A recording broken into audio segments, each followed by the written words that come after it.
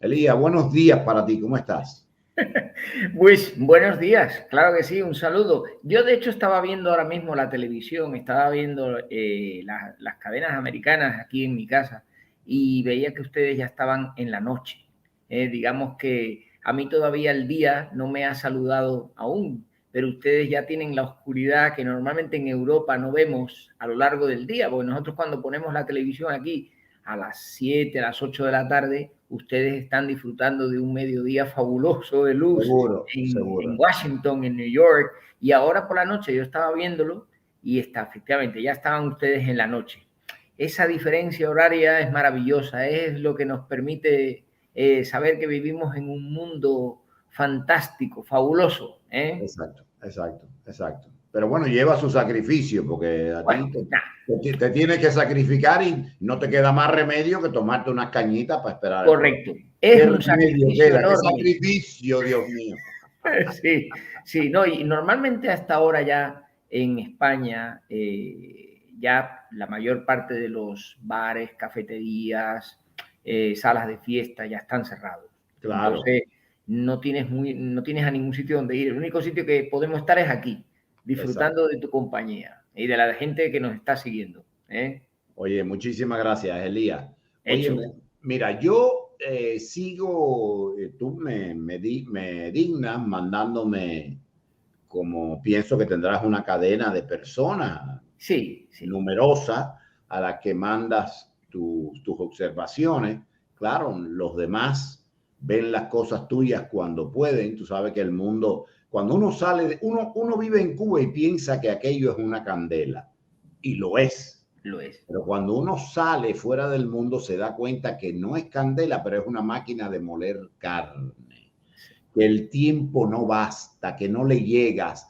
Yo me acuerdo que yo vivía en Cuba y yo me leía las obras completas. Claro, es Macondo, el tiempo se detiene. No hay más nada que hacer que sexo, alcohol y cultura, si te gusta la cultura.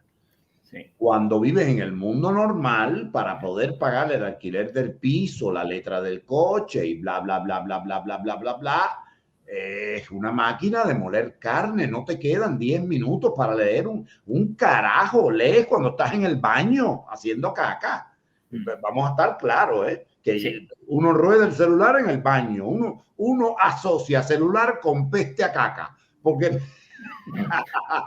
porque es el único momento que te queda para Sí. cultivarte un poco. Ok, Sí. y valga la pena el abono natural. Ok, pero yo he visto que tú tienes, yo tengo como un termómetro y cuando veo que tú empiezas a publicar todos los días frenético, digo, oh, a este le dio algo cuerda, hay algo que lo acongoja, hay algo que lo preocupa.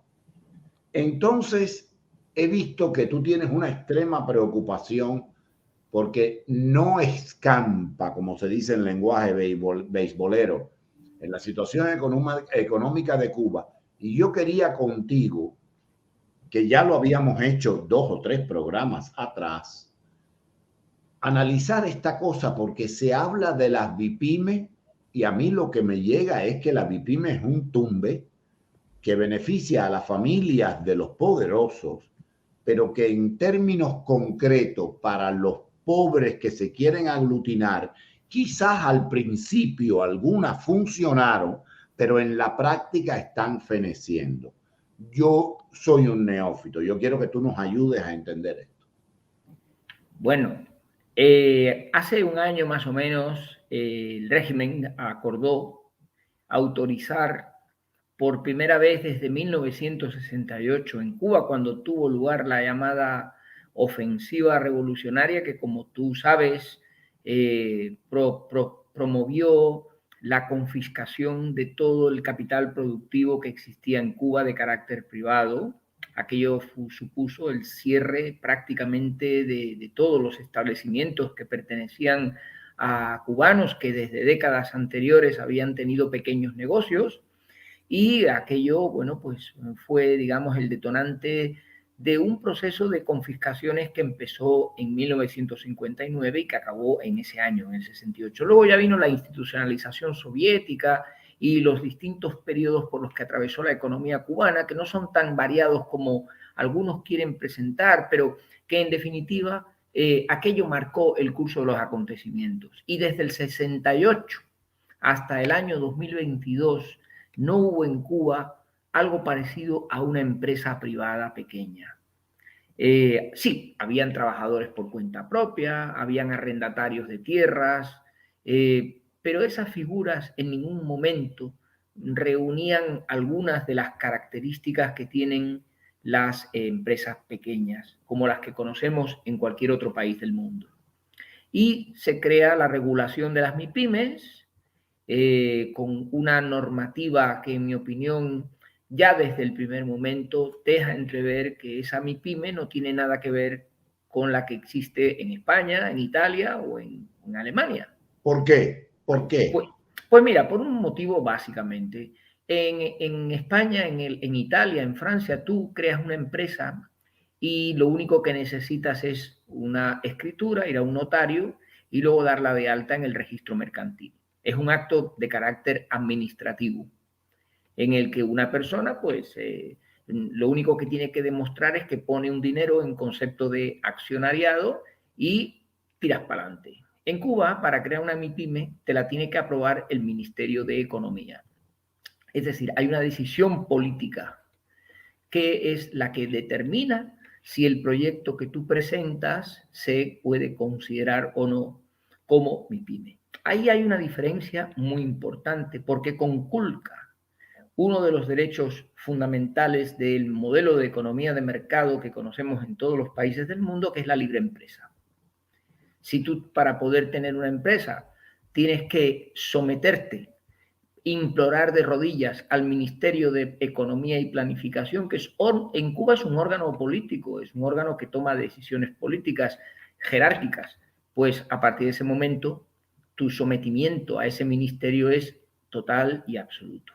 De hecho, el ministerio publica periódicamente, no voy a decir todas las semanas, pero va publicando periódicamente las MIPYMES que autoriza. O sea que encima hace alarde de eso. Una cosa, Elías, perdóname que de vez en cuando yo trate no te preocupes. de conectarnos Mejor, me gusta. con Advertigo y Esperanza. Tú dices, toma decisiones políticas el Ministerio de Economía de Cuba. En España, en Estados Unidos, sus homólogos, sus similares, no son los que deciden si tú abres aquí o no. No, en España el Ministerio de Economía no toma ninguna decisión con respecto a la creación de una empresa. No tiene absolutamente ningún papel. Es una decisión independiente y autónoma.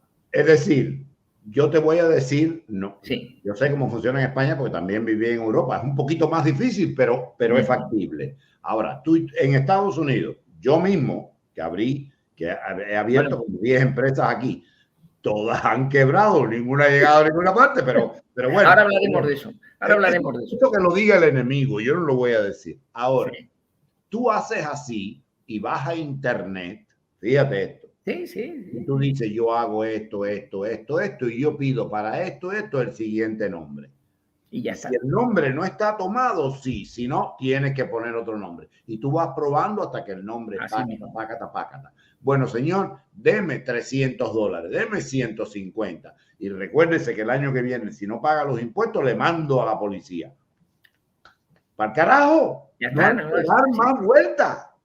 Pero no solamente eso, es que hay incluso en Estados Unidos, que tú seguro que los conoces, hay consultores que registran miles de nombres comerciales de empresas. Para que nadie te lo pueda usar. Correcto. Después. Y te ofertan la creación de tu empresa en 24 horas. Correcto. Eso es el lead máximo ya. Aquí en España, por ejemplo, hay un poquito más de burocracia. Okay. España es otra cosa. Pero en Estados Unidos tú creas una empresa en 24 horas y la pones a funcionar de manera inmediata. ¿Por qué? Porque hay una cosa que se llama la libertad de empresa, que es sagrada en la economía en la que por suerte vivimos. En Cuba eso no existe. En Cuba el procedimiento no lo voy a explicar aquí porque es largo y tedioso, pero la persona que quiere crear una MIPYME tiene que reunir tal volumen de papel y de documentación que cuando se ve frente a ese volumen de papel y de documentación que tiene que presentar en una oficina próxima a donde va a establecer la MIPYME, porque tú si quieres crear una MIPYME en Santiago de Cuba, no puedes presentar los papeles en La Habana, tienes que presentarlo en Santiago de Cuba. Imagínate tú aquí en Estados Unidos creas una empresa en Miami y te la vas a llevar para Carolina del Sur cuando te dé la gana o para donde te quieras ir. En España pasa igual. Tú das de alta en una empresa en Madrid y te vas a Valencia a prestar los servicios o a donde te dé la gana. En Cuba eso no es posible. Es decir, hay una serie de requerimientos, de exigencias, de trabas que hacen muy difícil que podamos comparar el modelo de las MIPYMES cubanas con lo que existe en otros países del mundo. Y este es un punto a recalcar. Y luego, esa normativa de MIPYMES, y con esto concluyo esta primera parte de mi intervención, vino a ser como un trágala. ¿Qué significa? Significa que el gobierno, el régimen, lo que quiso fue eliminar trabajadores por cuenta propia. Cuba tenía un volumen de trabajadores por cuenta propia muy grande, muy numeroso. Básicamente desde que Raúl Castro, al tomar el poder, dijo que las plantillas estatales estaban muy abultadas y se abrió la veda para el trabajo por cuenta propia. Mucha gente empezó a hacer proyectos de cuenta propia, que ahí hay de todo. Está desde el que tiene un pequeño timbiriche hasta el que hace de mula viajando a Santo Domingo, a Haití, a comprar mercancía para luego venderla en Cuba. O sea, hay muchas fórmulas dentro del trabajo por cuenta propia. ¿Y qué se dio cuenta el régimen comunista? Se dieron cuenta de que habían trabajadores por cuenta propia que ya tenían plantillas numerosas de trabajadores. Y cogieron y dijeron en la ley de creación de las MIPYMES, todo aquel trabajador por cuenta propia que tenga más de 3 trabajadores se tiene que convertir en MIPYME. Imagínate esto lo que significa. Esto lo que significa es una creación artificial y artificiosa de MIPYMES, porque hay que distinguir bien entre la figura del trabajador autónomo, que tú lo conoces bien, y la MIPYME. El trabajador autónomo es un profesional que se establece por cuenta propia, que puede ser perfectamente un abogado, un economista, un médico, un dentista. El médico tiene como a lo mejor en su clínica, tiene a su asistente y a otra persona que atiende a las personas cuando llegan al despacho. Igual no necesita más gente, pero ya en Cuba esas 3 personas obligarían a ese médico a convertirse en una MIPYME. Y esto además tenía un plazo, que quien no se adaptara a esa fórmula era dado de baja automáticamente. Luego entró un pánico, que es lo que explica en buena medida estas 6.000 y pico de MIPYMES que se han creado en Cuba en el último año, que se podría decir que es un récord, porque si ese ritmo continuara creciendo, bueno, pues en una década llegábamos a las 60.000 MIPYMES, pequeños negocios que fueron confiscados en 1968, pero eso va a ser improbable, muy difícil en las actuales condiciones del sistema. La realidad bien cierta es que nos han dado los datos de creación de las MIPYMES, muy bien, pero no nos dicen las MIPYMES que han quebrado. Tú antes hablabas de que tú has quebrado empresas, yo también. El que quiebra una empresa no pasa nada, se levanta y sigue con otra. Pero, ¿qué pasa en Cuba cuando quiebra una MIPYME? No lo sabemos. No tenemos el dato. Yo aquí en España, que tengo alumnos en la tuve, y ahora ya no estoy de profesor, pero tuve alumnos que montaron lo que aquí en España, bueno, y en Estados Unidos ustedes llaman también startups. Son pequeños negocios escalables que se basan en las nuevas tecnologías con el objetivo de crecer rápido. Bueno, pues muchas de estas empresitas nacían con muy buena voluntad en los talleres en los aparcamientos de las casas de la periferia, como pasa en Estados Unidos. Y desgraciadamente al cabo de un año así quebraban porque no tenían solvencia financiera o porque el cliente o los clientes que tenían no cumplían con ellos. No pasa nada, esos muchachos montaban otro negocio y para adelante. ¿Qué pasa en Cuba? Esto nadie nos lo dice.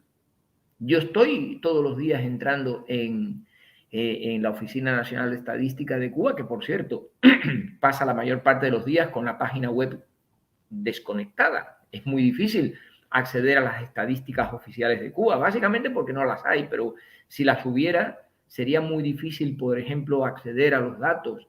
La página web del Ministerio de Economía tampoco da información de las MIPYMES que desaparecen. Y ese dato yo creo que es fundamental, porque ahora que se han puesto a hablar del modelo ruso y de que van a venir los rusos para enseñarnos a la economía de mercado y a que sigamos los cubanos como los rusos, que nos, ay, qué ilusión que tenemos, caray, qué contentos estamos. Yo creo que sería conveniente detenerse, reflexionar, ver exactamente qué es lo que hay de MIPYMES, porque yo creo que esas 6.000 MIPYMES que ellos dicen que se han creado no son las que hay.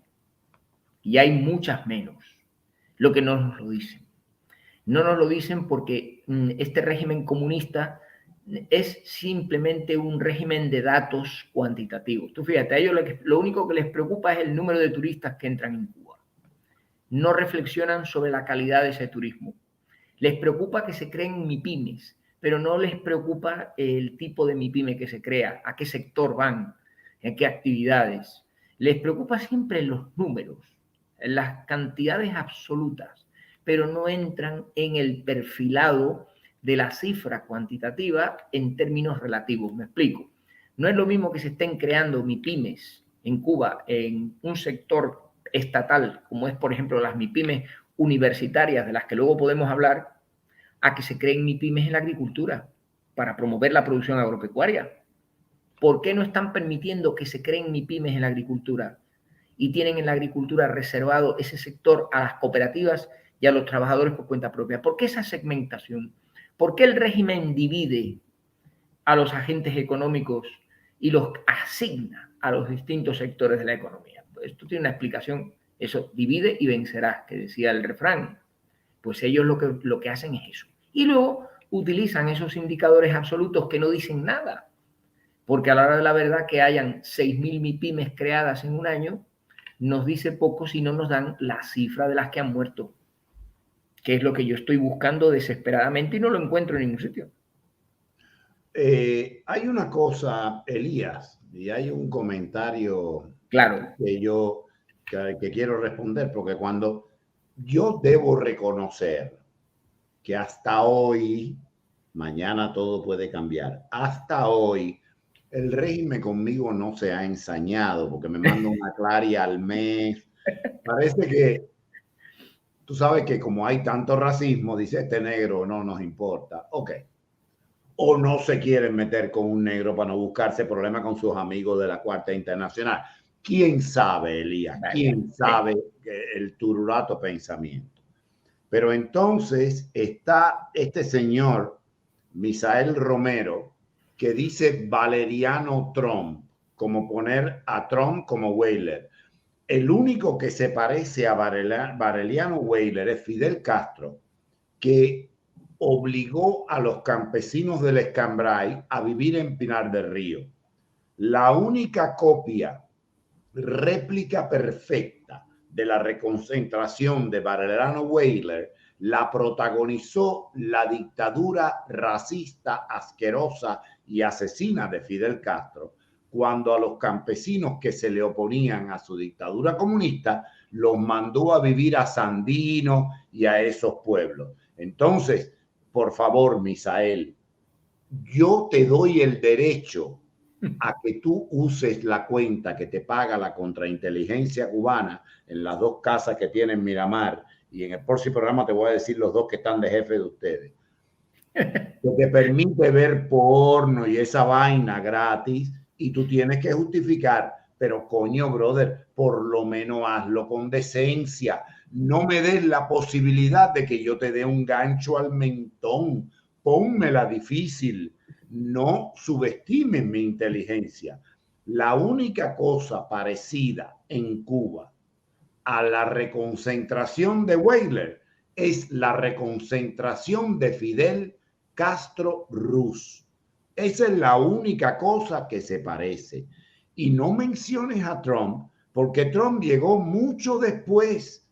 La historia de Cuba es un hijo de puta guajirito que le dio la mala a sus primos, que le pagaron con tal de salir del negro, le pagaron para que llegara y después él lo madrugó. Y fíjate si ese guajirito es inteligente, que tiene a personas como tú, que por una mascada y una cuenta en internet para poder ver porno, por eso es que conoces a Trump, por Stormy Daniels quizás. Entonces, para poder ver porno, tienen que poner estas cosas en mi programa. Hermano, si vas a sabotearme el programa, hazlo con un mínimo de decencia. Reta mi inteligencia para tener que pensar a responderte. O renuncia a las cadenas. No dejes que te compren más y entérate de la verdad, como decía el genioso filósofo Pello el Afrocán. Pues, adelante, por favor. no, te voy a hacer una pequeña apostilla con respecto a Valeriano Weyler, el general español Sí. de tan infausto recuerdo. Una sorpresa que me llevé cuando estuve, bueno, yo he estado muchas veces, Palma de Mallorca es una ciudad maravillosa, como lo sabes. Para mí también. Bueno, pues en uno de esos últimos viajes me interesé mucho por visitar la casa natal de Valeriano Weyler, que está en el mismo centro de Palma de Mallorca, al lado del Consejo Insular de Mallorca, que es la Diputación, vamos a llamarle así. Sí. Y cuando me acerco y voy a ver la casa, aquello estaba completamente derrumbada. La placa que hay en la pared que pone que en esta casa nació el general, una placa puesta por allá por los años 40, en pleno franquismo, imagínate tú, la placa desvencijada, la casa de semiderruida, como si hubiera, hasta España lo ha olvidado. O sea que recuperar personajes que ya pasaron a la historia, que no tienen nada que ver con el presente, creo que es un gran error de incultura por parte de estas personas, ¿verdad? Yo creo que hay que dejar a los muertos muertos y apostar por los vivos, ¿verdad? Porque los vivos son los que ahora, la verdad, son los que tienen que resolvernos el problema. Entonces, hago ese comentario para que se vea que incluso en su propio país a Valeriano Weyler lo tienen olvidado. Claro. O sea que, como mismo tienen olvidado a Fidel Castro. Ya nadie habla de Fidel Castro. Y el primero que se encarga de eso es Raúl. Pero claro. bueno, no te quiero boicotear tu programa. No, vamos por un derrotero interesante. Lo hago encantado, lo hago encantado. Tú dime, sí, quedamos entonces que las MIPIMES tienen este pequeño agujero negro que no nos permite saber exactamente qué situación es la que hay en este momento, pero ahí están. Las estadísticas que se han publicado recientemente nos indican, por ejemplo, que se han concentrado fundamentalmente en la industria, que también las hay en la construcción, y sin embargo no las hay en el sector agropecuario, que sería muy bueno que las hubiera, ni tampoco, por ejemplo, en otros sectores como la construcción de vivienda, que tan necesitada está en el país. Y lo último que ha aparecido estos días en la prensa, que me ha llamado mucho la atención, ha sido un artículo que comenté en mi blog, precisamente hablando de la mercantilización de las universidades. La noticia me llamó la atención y me gustaría comentarla aquí en tu programa porque esto nos da una idea de qué es lo que está pasando en nuestra querida isla con este gobierno de locos que rige ese país abandonado de la mano de Dios. Ahora resulta que han decidido que la Universidad de Granma puede crear una MIPYME estatal. Y esa MIPYME estatal de la Universidad de Granma se va a encargar de la venta de los productos y servicios elaborados por los profesores de la universidad y los científicos que trabajan dentro de la universidad. Y esta noticia, en cuanto la leí y la traduje al español de España y a la situación concreta de este país, que la conozco mejor porque llevo aquí viviendo desde muchos años, ¿verdad? Y de pronto me encuentro con que esto se llama fraude de ley, que una universidad, la de Granma, que tiene un presupuesto que financia sus actividades procedente de los impuestos recaudados por el régimen comunista de la población, de las empresas, que paga los sueldos a los profesores, sus científicos, para que trabajen para la universidad, ahora va y la autorizan a crear una MIPYME estatal para que comercialice los productos y servicios fabricados o producidos por esos profesionales que ya están cobrando su salario. O sea, esa MIPYME vende a coste cero productos que están siendo costeados, valga la redundancia, por el presupuesto del Estado. Claro, esa MIPYME sale al mercado a competir con otras MIPYMEs y es lo que llaman aquí en España un negocio redondo, porque sin costes, vende al precio maximizador de los beneficios que puede obtener y lo hace además con la protección del Estado que está detrás autorizando esa operación. Si eso se empieza a producir en las distintas actividades del sector presupuestado de Cuba, lo que nos vamos a encontrar es con una distorsión del modelo económico, porque lo que tendría que ocurrir es que esa MIPYME, creada por la universidad, tuviera sus propios recursos, tuviera su propia financiación y que vendiendo sus productos y servicios se autofinanciara. Eso es lo que tendría que haber hecho el régimen, pero no lo han hecho así.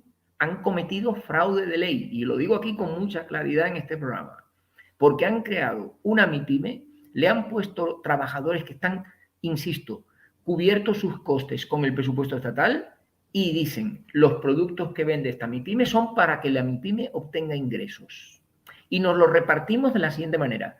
Si los ingresos se obtienen en moneda libremente convertible, la MIPYME tiene que darle a la universidad el 60%. Pero si se venden en pesos cubanos, nos da solo el 50%. El resto se lo queda a la MIPYME. ¿Esto qué es? ¿A qué juego de ladrones estamos jugando en este último tramo del postcastrismo? Yo, de verdad, cuando leo estas noticias, por eso tú dices que yo todos los días me comunico con mis lectores, es que yo necesito explicarle a mis lectores que eso es un fraude, que así no se opera en la economía de mercado, que estos comunistas cubanos están pervirtiendo el modelo que funciona en la mayor parte de los países del mundo, convirtiéndolo en su patio trasero, como si aquello fuera un patio de gallinas y de pollos. Y eso no puede ser, porque la economía de mercado tiene unas reglas, unos principios, la ley de la oferta y la demanda, la ley de la libre elección, la ley de la utilidad marginal, es decir, toda una serie de elementos que configuran un cuerpo que los economistas conocemos porque es nuestra profesión, pero que responde a un movimiento de la realidad.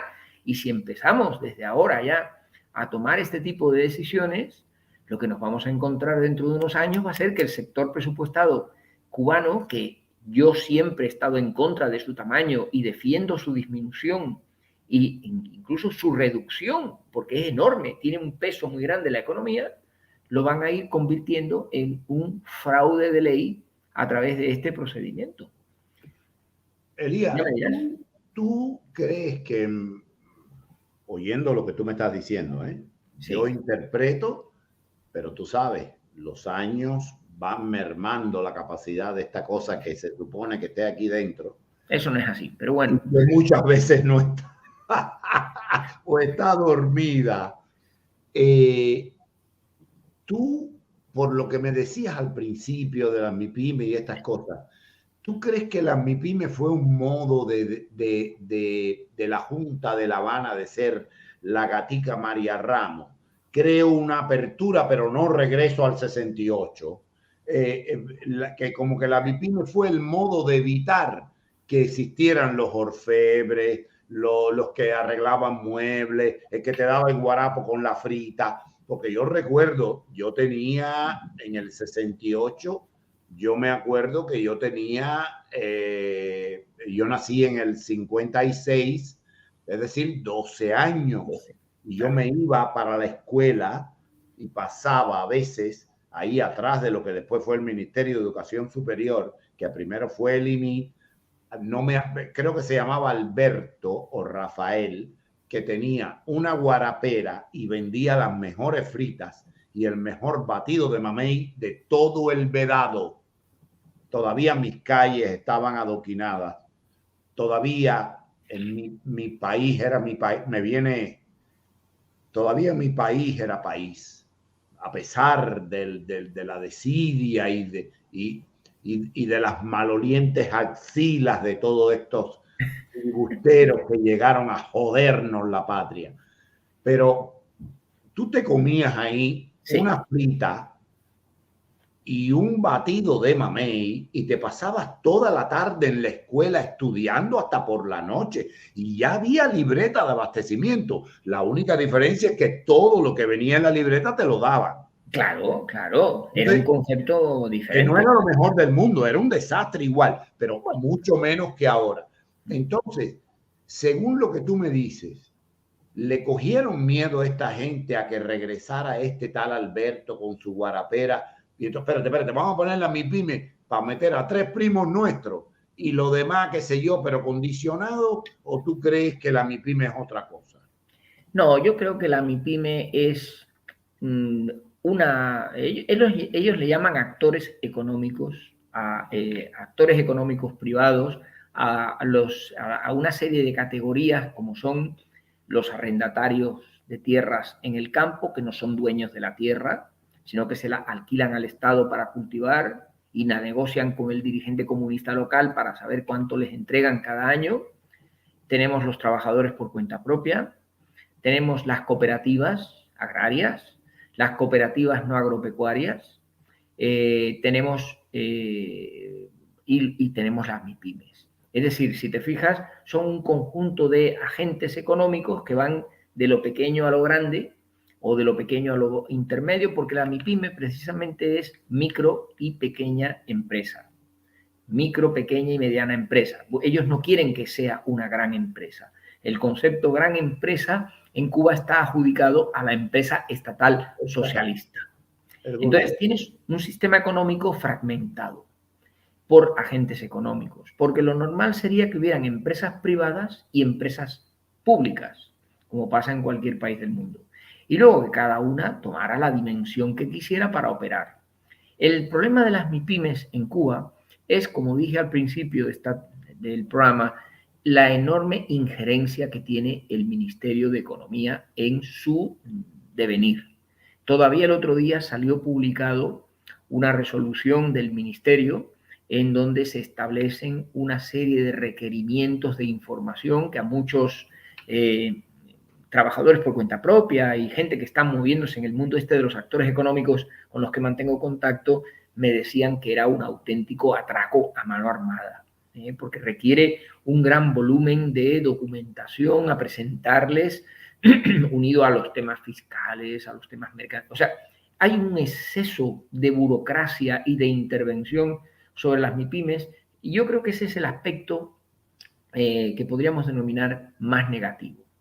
Pero en contra de lo que otros colegas míos opinan, yo defenderé a muerte las MIPYMES, porque creo que es mucho mejor que existan a que no existan.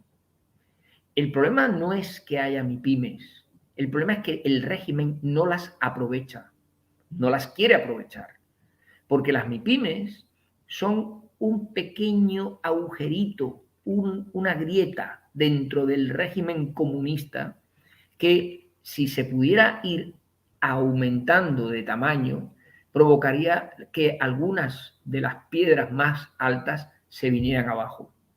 Sí, es verdad que habrán dirigentes del régimen que, a través de familiares interpuestos o hombres de paja, creen esas MIPYMES.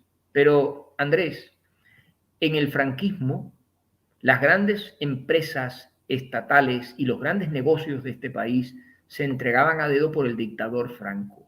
Sí. Y España tuvo durante muchísimos años, hasta que llegó la democracia, un sistema empresarial corporativo controlado por el Estado, que era mercado, era economía de mercado, es verdad, eso es cierto, pero con una mirada atenta. Tú en España querías coger un avión y solo estaba Iberia. Querías coger una llamada telefónica y solo estaba Telefónica.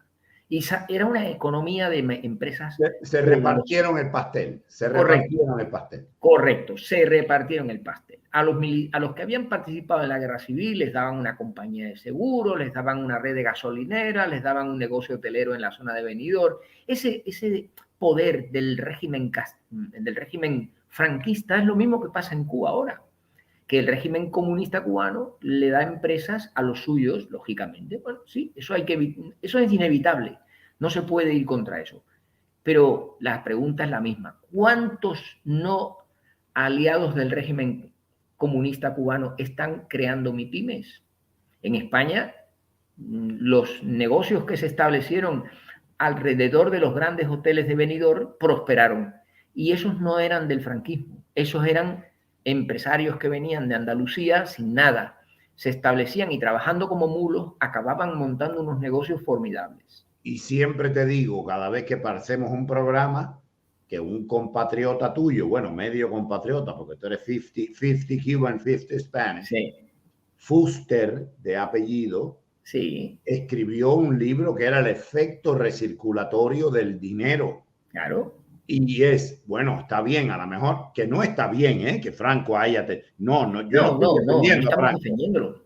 Pero lo que digo es que es mucho mejor que la dictadura nuestra. Hombre, por Porque Dios. por lo menos permitió que en torno a los grandes, a padres enchufados, hubiera toda una masa, toda una película de españoles que a lo mejor hasta estaban en contra de él y Totalmente. que pudieran progresar y tener su piso y su coche y sus vacaciones. Yo te voy a poner un ejemplo, porque efectivamente yo la situación española la conozco bien porque llevo aquí viviendo muchos años. Los socialistas, si te acuerdas, ganaron aquellas elecciones del año 1982 que pusieron fin a la etapa muy cortita que tuvo la Unión del Centro Democrático, Sí. que fue el partido que hizo la transición del franquismo a la democracia. Correcto. Bien. Cuando los socialistas de Felipe González llegaron al poder, se encontraron con aquella economía española de monopolios que había sido construida por el franquismo a dedo. ¿Y tú sabes lo que hicieron? Mantenerla y sacar provecho de ella. Los socialistas ni la tocaron, entre otras muchas cosas. No tocaron ni siquiera a los represores, a los que les habían metido en la cárcel en la lucha por la democracia, los tenían de altos cargos en los ministerios. Hombre, no, está loco, ¿para qué lo voy a tocar? Entonces, esas cosas pasan en las democracias y nuestros compatriotas cubanos tienen que conocer la historia de España, porque parece como que España ha sido democrática siempre y llevamos, bueno, pues sí, 40 y tantos años de democracia. ¿Sabes quién fue el que liberalizó las empresas en España nada más llegar al poder y lo hizo además de una manera muy correcta y ordenada? Aznar. Y Aznar no llegó hasta el año 96. Es decir, España estuvo desde el 75 hasta el 96, 21 años, con ese régimen de oligopolios en el que la imagen de los banqueros era el grupo de los 7 banqueros que se reunían con Miguel Boyer y con Carlos Solchaga y Felipe González, y entre ellos se ponían de acuerdo para saber lo que los españoles teníamos que pagar a los bancos. Sí. Esa imagen es verídica. Y esos banqueros eran personas poderosas que habían heredado ese poder de la época de Franco. Pero al mismo tiempo que estaban esos poderosos monopolistas de la economía, habían muchos pequeños empresarios, MIPYMES, startups. Había una economía vibrante, que es la economía española, de los bares, las cafeterías, de las tiendas, de lo que la gente cuando llega aquí dice, oye, ¿pero esto qué es? ¿No? Eso es lo mismo que pasa en Italia, que Italia todavía es mejor, porque en Italia te encuentras MIPYMES en el norte del país, que tú lo conocerás bien, que te fabrican sillones de dentista de alta tecnología con televisiones incorporadas. Sí. Y tú dices, ¿pero cómo es posible que esta MIPYME fabrique eso? Pues mira, pues porque lo hacen, porque lo saben hacer. Entonces, esta es la dinámica que en Cuba puede ocurrir. Ojalá. Pero si queremos que ocurra, tienen que haber MIPYMES. Porque si no hay MIPYMES, eso no va a poder ocurrir. Algunas MIPYMES se pondrán a la vera del poder. Bueno, muy bien, allá ellos.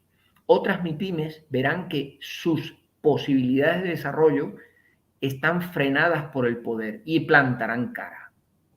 Y ahí el poder tiene 2 opciones. O bien ir a por la MIPYME contestataria y reprimirla, que es lo que suelen hacer en Cuba sistemáticamente con todo aquello que se opone, o tolerarla. Y querido Andrés, si la toleran, esa MIPYME está transmitiendo señales a otras MIPYMEs. Y ese es el proceso que Margaret Thatcher, mi admirada Margaret Thatcher, que la adoro y cada día que la leo más me gusta más, decía, no puede haber libertad política en un país si antes no hay libertad económica. Y yo no me cansaré nunca de decirle esto a mis queridos compatriotas cuando hablo con ellos en directas. La libertad política puede existir sin libertad económica y acaba todo mal. Cuando la democracia, como los antibióticos, caen mal a estómago vacío. Correcto. Ese es el problema. Cuando el estómago está vacío, el antibiótico te acaba con el estómago. Te destruye. En cambio, cuando la barriga está llena, como pasó en España, que cuando Franco murió, la gente no lo sabe, pero es bueno recordarlo. España tenía un nivel de renta per cápita superior en un pelín a la media europea. O sea, no era un país atrasado. Franco dejó a España a un nivel muy alto.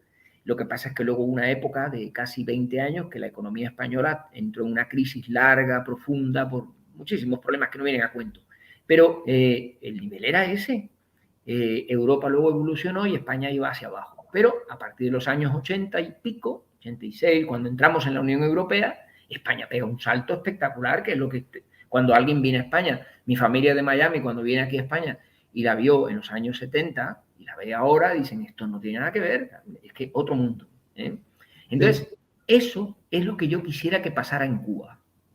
Lo que pasa es que el régimen comunista cubano es muchísimo más represor, violento y se resiste a los cambios que lo que hizo el franquismo. Que el franquismo, por ejemplo, aquí en España, fue perdiendo fuelle hacia el final. Y cuando Franco murió, el franquismo desapareció, porque nadie tenía el más mínimo interés de mantener un sistema que venía a ser un agujero en el mundo, por así decirlo. A mí lo que me sorprende es el interés que hay en gente de mi generación, como es Díaz-Canel, que es más o menos de mi edad, en mantener un monstruo que no funciona, que no tiene ni pies ni cabeza. Es que van dando palos de ciego sin saber en qué dirección tienen que ir. Y en materia económica, en concreto, se nota la deficiente ejecución. Dime. Bueno, primero dar las gracias a Alberto Medina por su contribución al programa. Ahora, yo creo, Elías, que hay un gran problema de fondo. El problema es que nosotros estamos comparando, y no lo digo como una crítica, lo digo porque sí, lo hacemos siempre. El análisis tiene sus riesgos y hay que correrlos para analizar. Hay que ensuciarse las manos si se quiere guisar, en dos palabras, como decía Botrán en Papá Goriot. Entonces, el problema es que Franco, mal que bien, era el protagonista de un momento histórico, de una necesidad histórica y de una oportunidad histórica que pudo haber salido mejor, peor, lo que tú fueras, pero era el protagonista, era el agente de cambio de esa necesidad histórica. Sí. Díaz-Canel no es más que un tapón que se pone en el dique holandés para que el agua que está más alto que el nivel de Ámsterdam no inunde nuestra capital. Así es. Es solamente una curita. No hay una liturgia política. Por más que él se empeñe en hablar, tú lo sientes en sus palabras. Por lo menos Fidel Castro tenía una pasión, la pasión del hijo de puta, lo que tú quieras. Pero era una pasión negativa, que tú querías más. Ok, pero era una pasión. Estos imbéciles que están ahora, que no tienen madre, porque Fidel duró mucho y Raúl duró mucho más,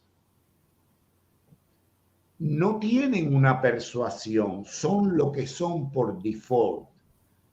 No habiendo una escuela, una persuasión, las cosas se repiten como claves de abracadabra, como cuando cierras tu maleta, la Samsonite, donde tienes el dinero, y la abres al llegar a la oficina de fulano de tal.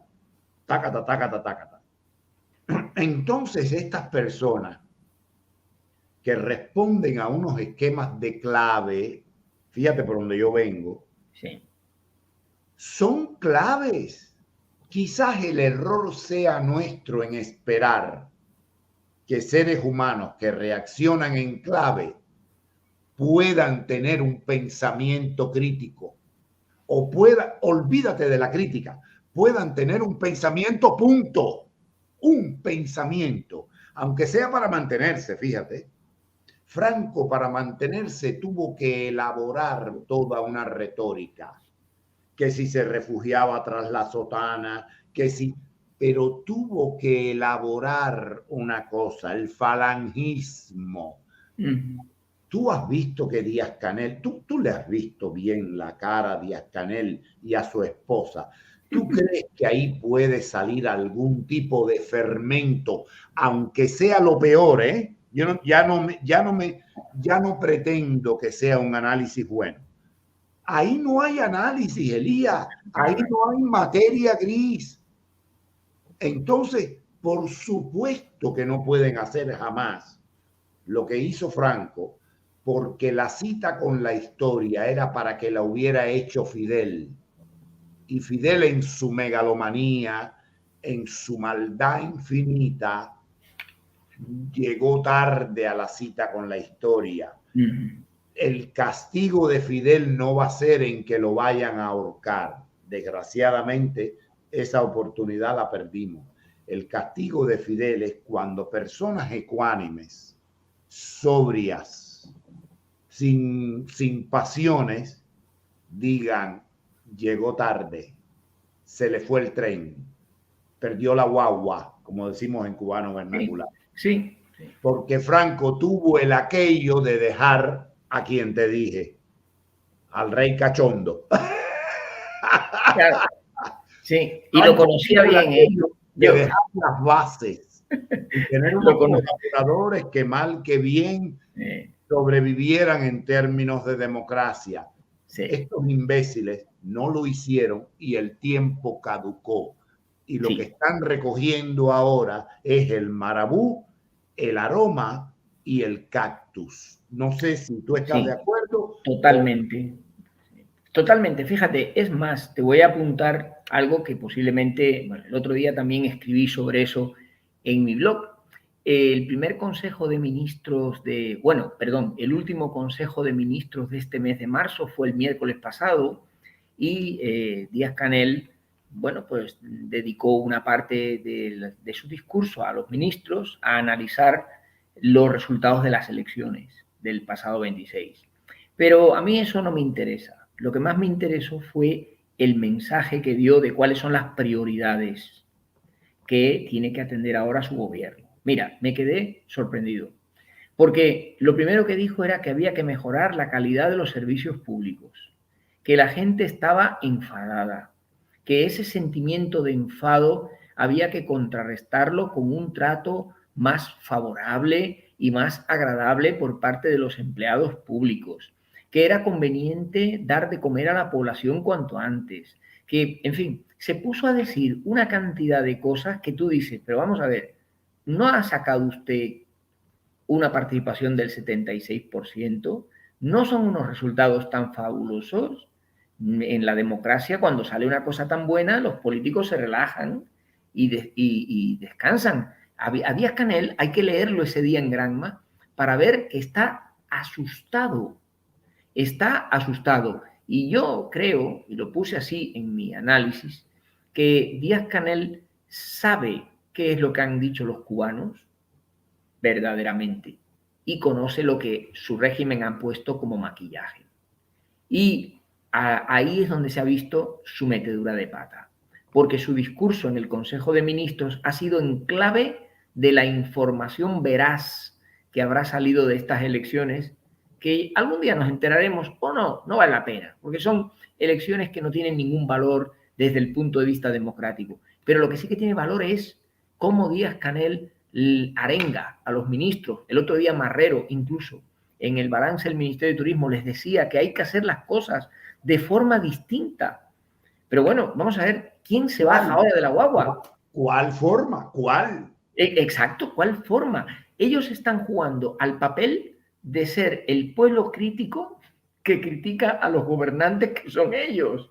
Entonces, aquí se está produciendo una situación que raya en el drama psicológico, porque, vamos a ver, ¿quién es el que manda? El Díaz-Canel y su cuadrilla. Perfecto.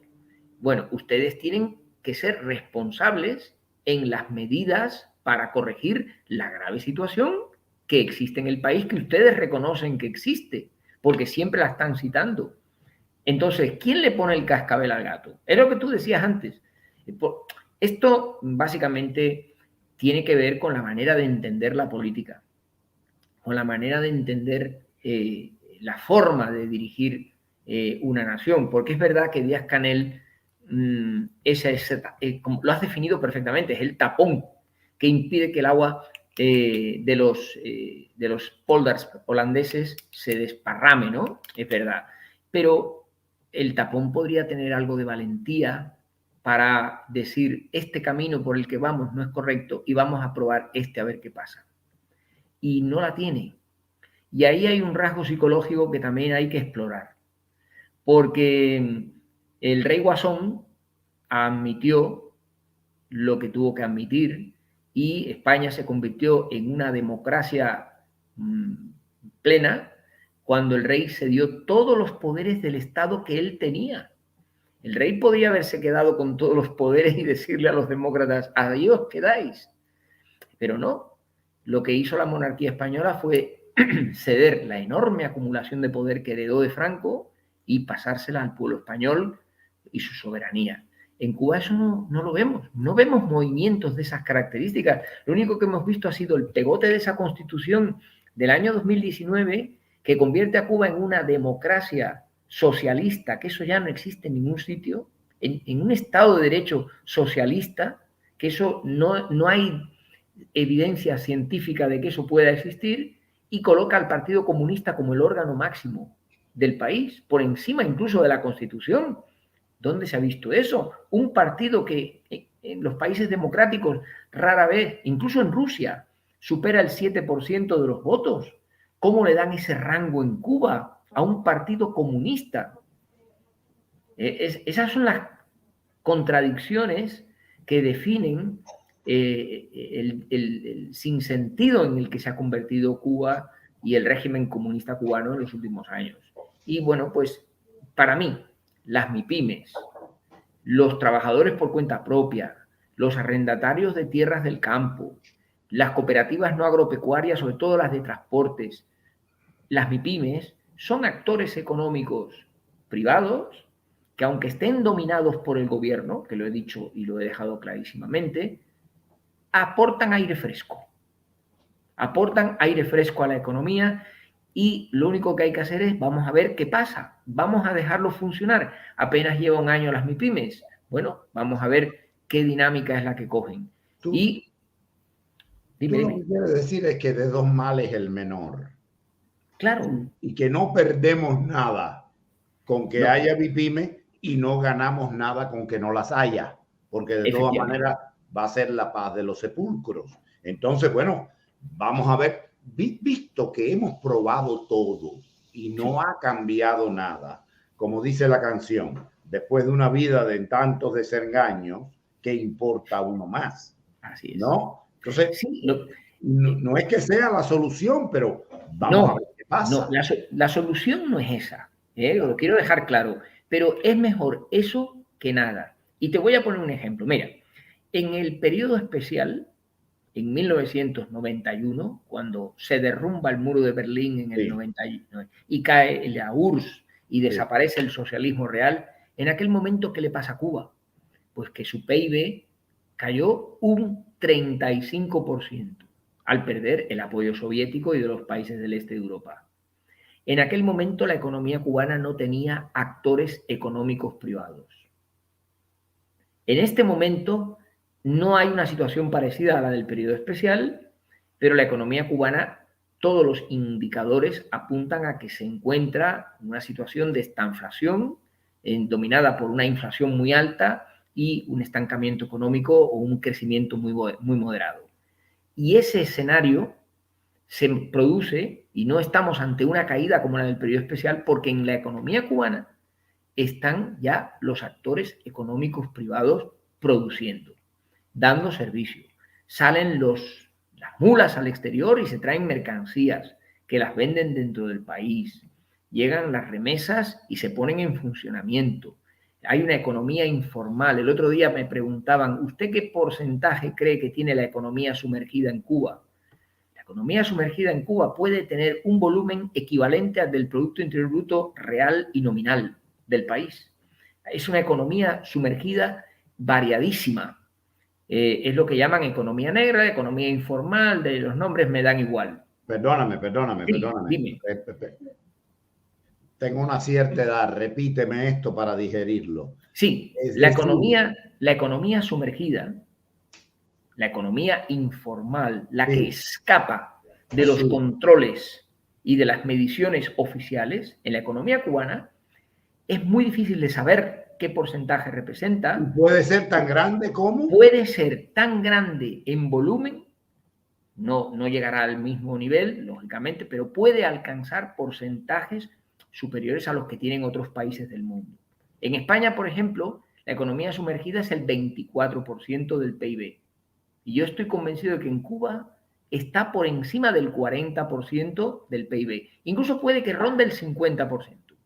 Es Es decir, decir, que es posible, según tú, sí, que en Cuba la economía informal, la que informal, no vamos a está en llamarles. ningún Sí, libro, la sí, que no está en ningún libro, pueda ser hasta la mitad de la economía del país. sí, sí, sí, porque no se podría entender con los parámetros que ofrecen las autoridades que la economía cubana no estuviera desplomada. Es como en España. En Elías, España hay mucha gente que... perdóname, para que me entiendan Vertigo y Esperanza. Venga, vamos allá. Porque quizás a veces cuando hablo en positivo, pero cuando compara, y tú me corriges si me equivoco, ¿eh? Sí, Lo que me parece que quiere decir Elías es que si la economía informal, la bolsa negra, el business, lo que está por la sí. calle, en dos palabras, no fuera casi la mitad o la mitad del Producto Interno Bruto cubano, se hubiera desplomado porque los números no dan y no hay cama para tanta gente. Más o menos. Muy bien. Lo has interpretado perfectamente. Pero es que además, fíjate, te voy a poner el dato que a mí me ayuda a llegar a esta conclusión. En Cuba se mantienen, desde que se puso en marcha la tarea de ordenamiento en el año 2021, se mantienen 400 empresas estatales, que son aproximadamente el 30% de las empresas estatales, en situación de insolvencia. Es decir, no acaban de levantar los números rojos. Están ahí en una situación de zombies que basta con que un pequeño golpecito las tiraba para el suelo. Ese es un buen ejemplo de lo que la economía oficial o la economía regular está atravesando en Cuba.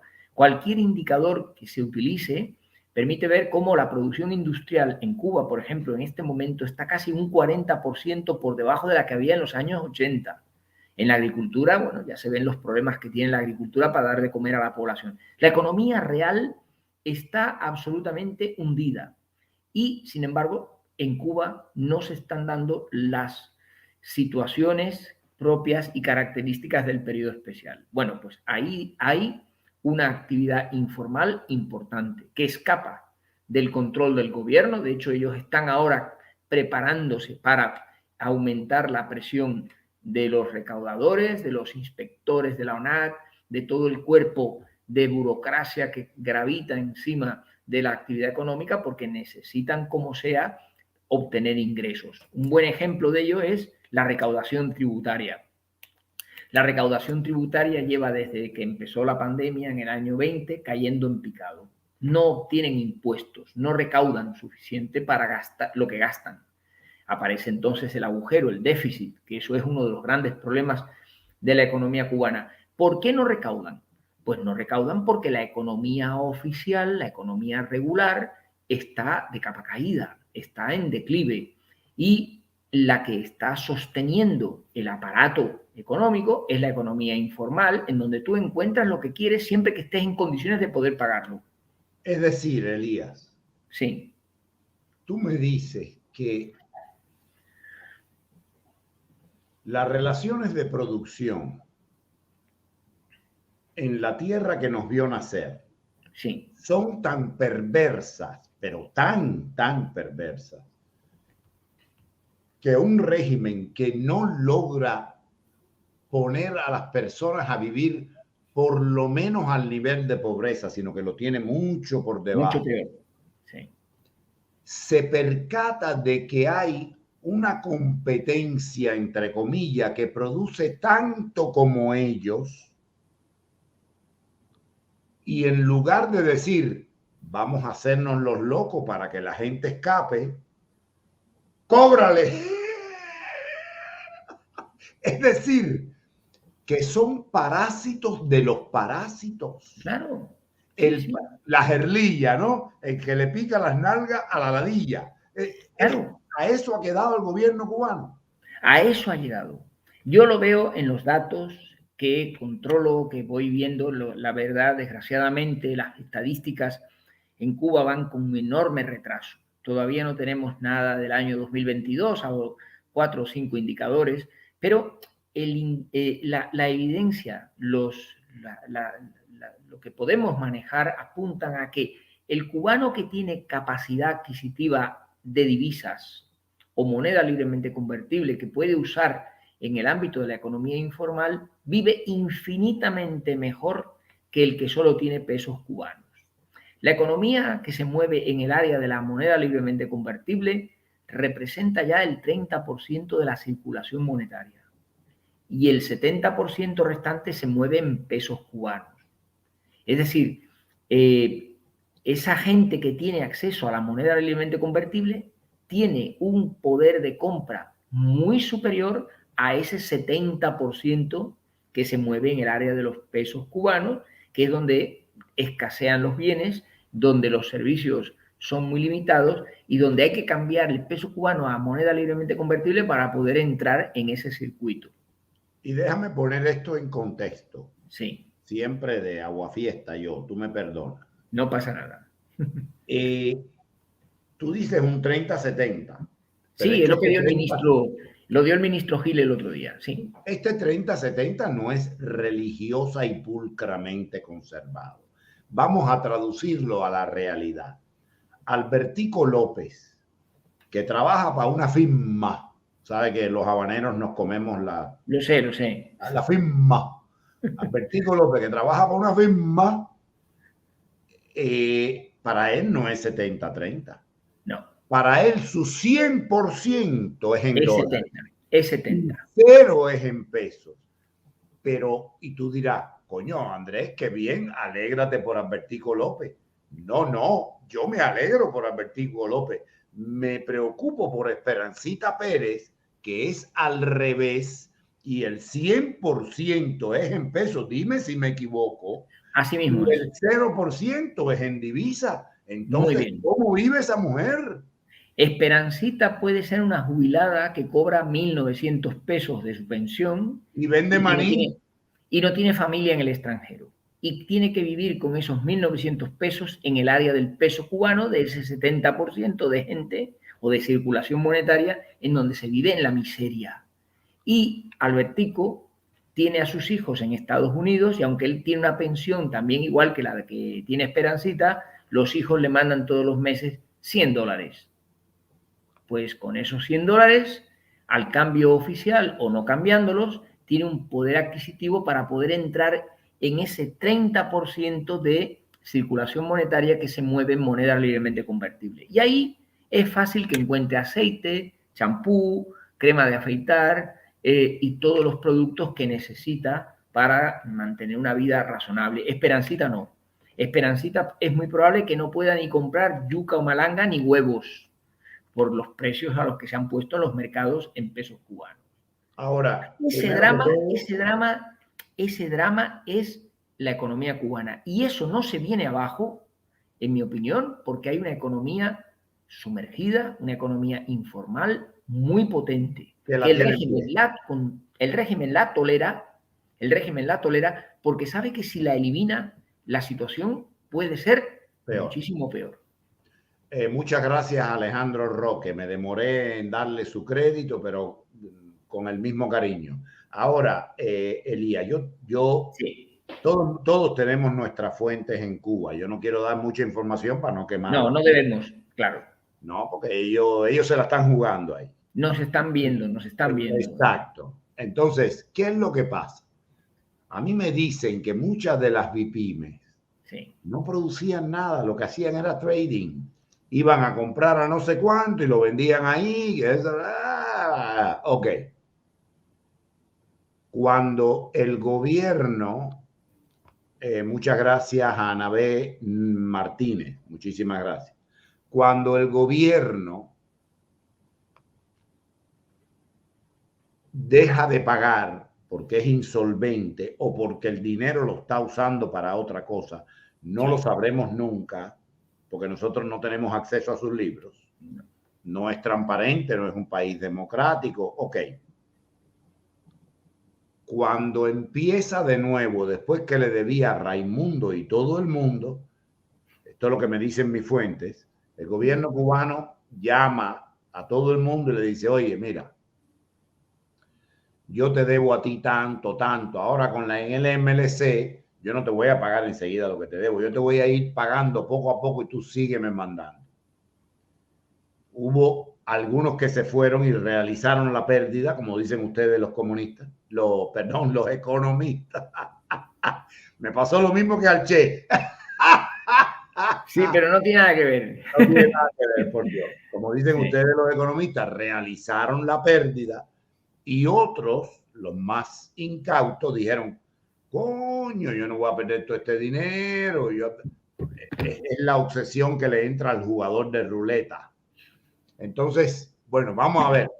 Entonces, en los primeros 3 semanas, el gobierno pagó un poquito, fíjate, para que me entiendas, Vertico y Esperanza. Yo sé que tú me entiendes mejor que lo que yo puedo hablar.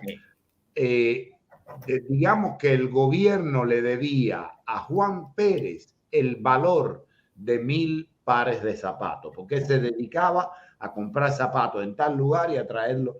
Para empezar, eso no trae desarrollo a un país. Eso es jineteo. Pero, ok, es la primera fase que se llama vegetal, resolver. A partir de ahí hay que seguir creciendo. Ok, vamos a concederle el beneficio de la duda. Tú me debes el importe de 1,000 zapatos, de 1,000 pares de zapatos. No me lo has pagado 90, 160, 180 días. Vamos por los 300, ya vamos por el año. Tú sabes que en Cuba hay empresas así. Sí, sí. Y al final me dice, bueno, vamos a empezar con esto del MLC. Pero, oye, mire, señor ministro, a mí me deben $1,000,000. Liquídeme este millón y vamos a empezar con borrón y cuenta nueva. No, que va, mi hermano. Fíjate lo que vamos a hacer. Ese millón tú acumúlalo ahí. Y entonces ahora yo voy a empezar a trabajar en MLC y yo te voy a ir pagando lo que tú me vas dando a los 90 días más un poquito de lo que te debo. El primer año dicen que funcionó más o menos. Fíjate. Pero que ahora ya no están pagando ni el activo, ni lo que te acabo de mandar. Fíjate, Elías. Sí. Ni los 90 días, no. Entonces, que han hecho muchas BIPYMES, que es lo que tú dices. ¿Por qué no me hablan de las BIPYMES que cerraron? Esas se fueron para el carajo. Se fueron, ya realizaron la pérdida y se fueron. Y esto es lo que justifica o explica, más que justificar, por qué no hay nada en las tiendas. Porque los que eran estudiosos, que vivían en Cuba, pero trabajaban para una firma en Panamá, pero que conocían las necesidades del pueblo, eran los que hacían el inventario. Tráeme 5,000 desodorantes Dial, tráeme 3 plantillas para zapatos, tráeme 4 íntimas y 20 condones, que esto es lo que necesita la población más que comida. Vendían y realizaban. Eso se le va acabando, se lo van debiendo, como ya están hasta aquí, se van y ahora no hay ni condones, ni puré de malanga, no hay nada, Elías, ni en dólares. La situación es pésima porque son tan ladrones que han robado tanto que ya la gente no se confía. De hecho, estamos enfrentando un juicio que dentro de una pregunta o dos te voy a preguntar, aunque no tengo mucha esperanza, si hay alguna noticia. Que esta historia que me dieron mis fuentes, ¿es bastante verídica o no? Totalmente, totalmente verídica. Las tiendas en moneda libremente convertible que las creó el ministro Gil, aduciendo que en Cuba había un problema con las divisas y que mientras que no se arreglase esa situación, convenía montar estas tiendas para que la gente pudiera comprar productos, han sido un fracaso. Básicamente por un motivo, porque cuando se vendía toda la mercancía, no se tenía luego después dinero, divisas, para poder comprar los mismos productos y reponer los lineales. ¿Y eso por qué ocurre? Albertico y Esperanza, hay que preguntarles que por qué ocurre. Pues porque esas tiendas en moneda libremente convertible no buscan hacer negocio mercantil, es decir, no buscan ser intermediarios al servicio de satisfacer las necesidades de los clientes, sino que son básicamente instrumentos de succión de divisas de la economía para que vayan a parar a las arcas del Estado comunista. Es decir, no se busca que hayan productos como champú, desodorante, que aunque haya que pagarlos en moneda libremente convertible, estén permanentemente en los lineales de los establecimientos, sino que lo que se busca es recaudación en divisas para el Estado. Y por eso yo anticipo que ese comercio que van a abrir los rusos en Cuba va también a fracasar. Esta noticia que ha salido estos días de que los rusos van a abrir una cadena comercial que va a vender. Y lo mismo va a pasar con los ferreteros españoles que van a abrir también unos comercios en el área de las divisas, en el área de las monedas libremente convertibles. Básicamente porque la falta de divisas que hay en Cuba, que obliga al Estado a desarrollar este tipo de iniciativas, no se va a corregir este año porque el turismo no va a experimentar un buen resultado, y anticipamos esto aquí en tu programa y lo volvemos a anticipar ahora. El turismo no va a conseguir ese objetivo de 3,5 millones de turistas. Ya para empezar, la temporada invernal ha sido un fracaso y lo que viene ahora ya son números más bajos conforme vamos acercándonos al verano. Y al no entrar divisas, al no venderse médicos, porque el negocio de los médicos es limitado y llega hasta donde llega, el régimen tendrá que buscar divisas hasta debajo de las piedras. Y eso es lo problemático.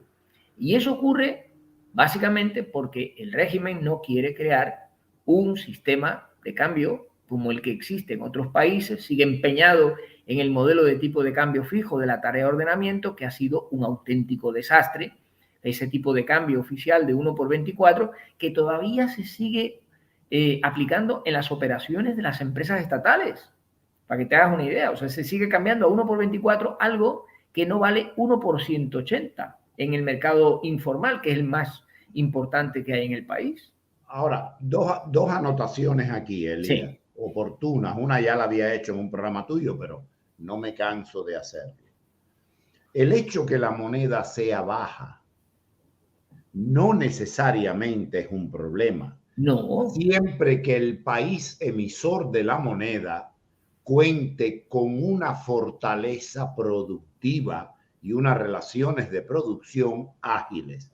Es más, y perdóname que me meta en tu campo, una moneda débil, que es lo que están haciendo los chinos, devaluada, con unas fuerzas productivas competitivas, son un elixir de Dios para el país en cuestión. Los italianos se volvían locos porque la lira estuviera a 1.500 por $1. Cuando bajaba a 1.000, se alaban los pelos, sobre todo los que exportaban, porque en la medida que tu moneda sea más baja, le es más fácil al otro comprar en tu país y al final tú remedias. Porque en economía 2 y 2 no son 4, y que me lo diga acá el maestro que me está mirando. No es lo mismo una lira, 1.500 liras en Italia que al cambio en Estados Unidos. No es lo mismo. Son dos lenguajes comerciales distintos. Ese pequeño descarte, estoy poniendo palabras por Dios, ese pequeño margen de descarte que deja el mercado cambiario es lo que hace que el país productor tenga la ventaja sobre el importador. Así es. La moneda en última instancia, fíjate, Elías, doblé por tercera, es la moneda en la última instancia lo que decide hasta qué punto es la ventaja del país emisor. Pero tu país... Para Cuba no sería un problema tener el dólar a 3.000 pesos. El problema es que Cuba no produce ni un batido de chocolate. No, el problema, querido Andrés, es que este país nuestro, que nuestra querida islita, el turista cuando va a Cuba y come en un restaurante en Cuba, no puede pagar en pesos cubanos, paga en moneda libremente convertible. Yo me acuerdo, y tú lo has vivido también, el turista cubano que venía a Europa y me decía, óyeme, compadre, aquí en España se come por un precio fabuloso, en París, en francos me han cobrado una barbaridad de dinero por la misma comida y en España he comido 3 platos por la mitad de precio. Bien, en España se pagaba en pesetas, que era una moneda como la lira italiana, débil, fomentado para que España fuera una potencia turística, y en Francia el franco estaba subido a las alturas porque Francia siempre ha sido así. Y ahora en Europa pasa igual, porque aunque tenemos una sola moneda que se llama el euro, no vale lo mismo comer en Madrid en una fonda que se come muy bien que en una bistro en los Champs-Élysées. Exacto, allí, correcto. El precio allí son 150 euros el menú y en Madrid puedes comer todavía por 30 euros muy bien.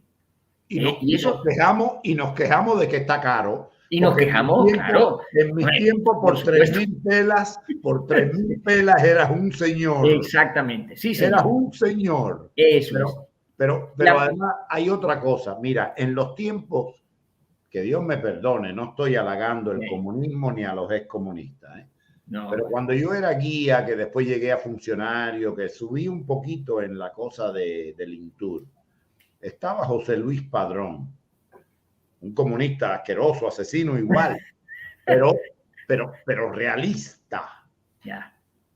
Y se llegó a hipotizar la idea de que el turismo se saliera del esquema económico cubano, importara directamente, comprara directamente, pagara los salarios directamente y qué sé yo, casi convencieron a Calígula, pero después Calígula tú sabes que tenía que ir a buscar lo suyo, no tenía disciplina, él tenía que ir a buscar lo suyo.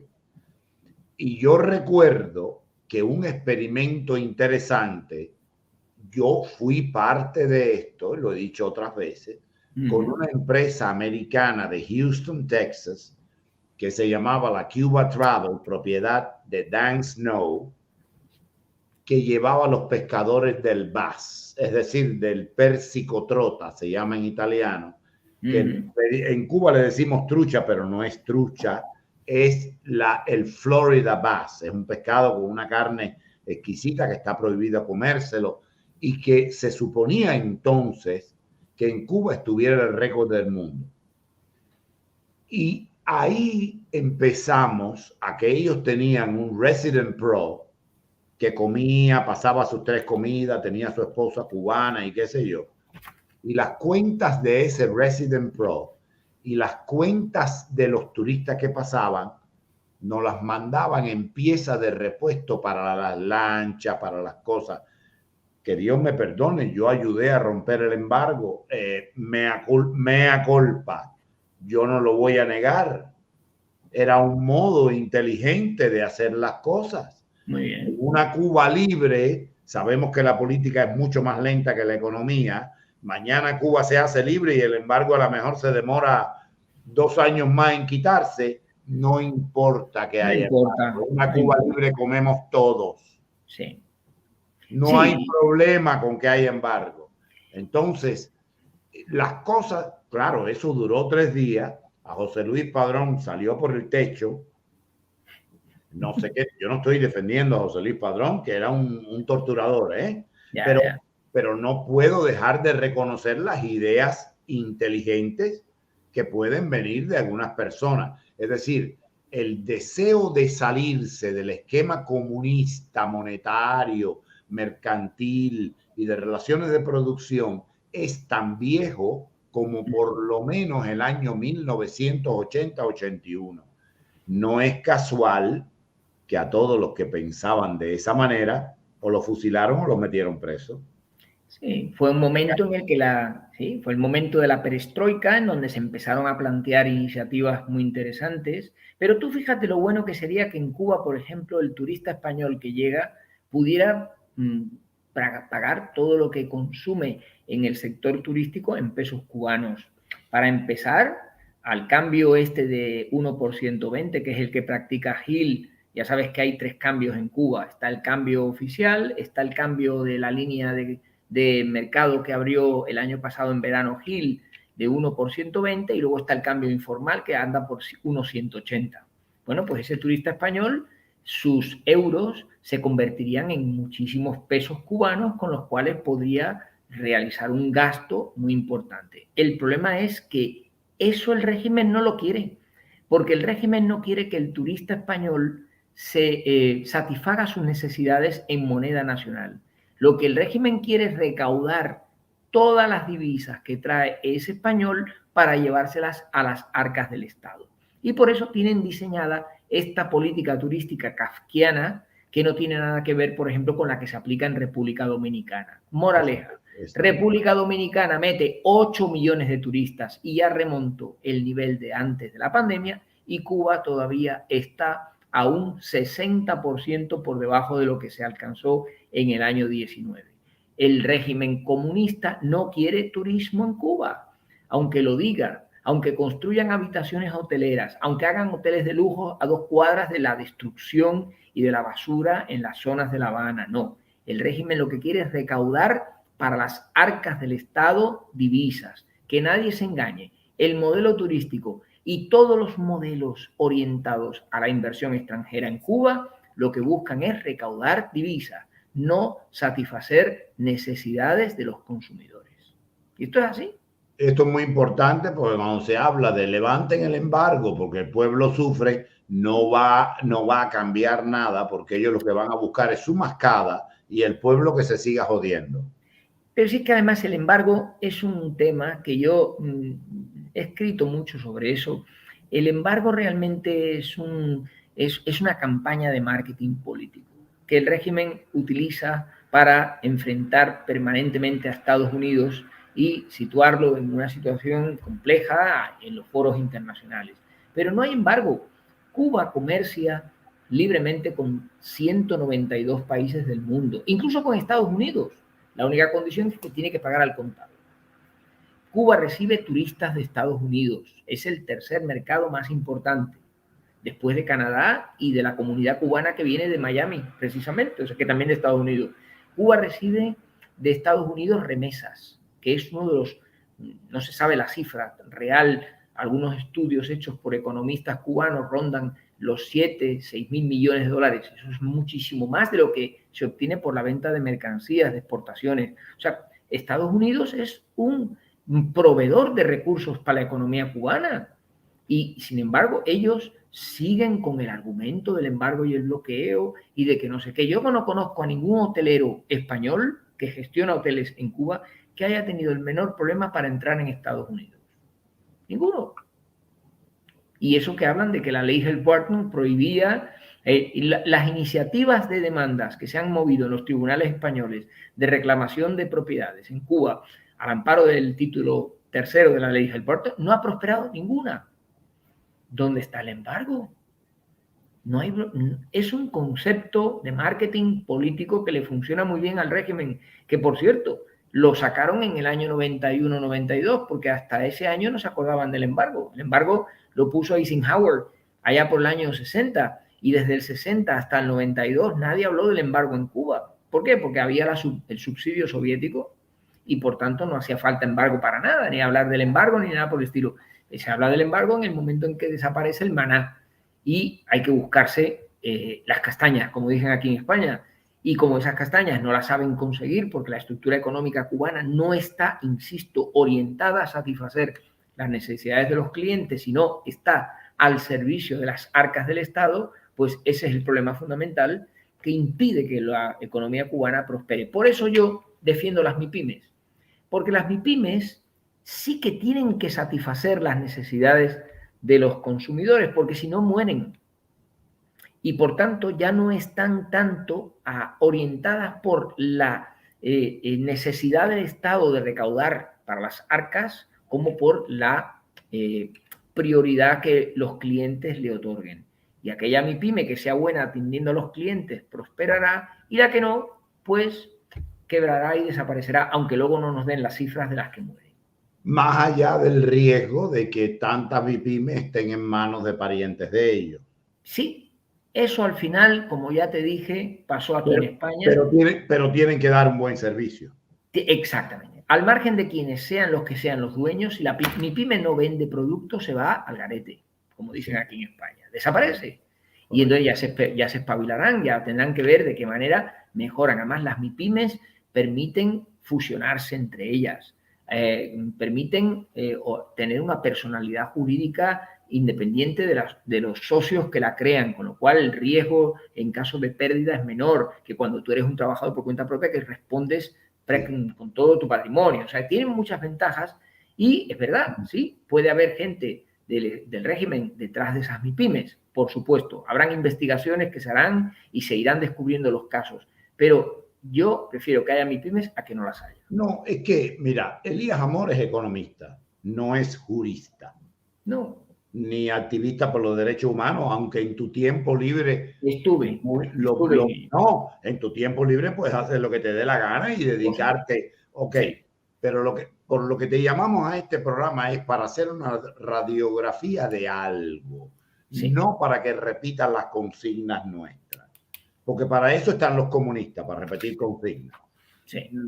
Y además nosotros ya somos muchos aquí que repetimos la misma consigna. Cuando llamamos a Elías Amor, a Raúl Mascanosa, a Simón Cruz, al doctor tal de medicina, es para que nos diga si el virus tal es transmisible.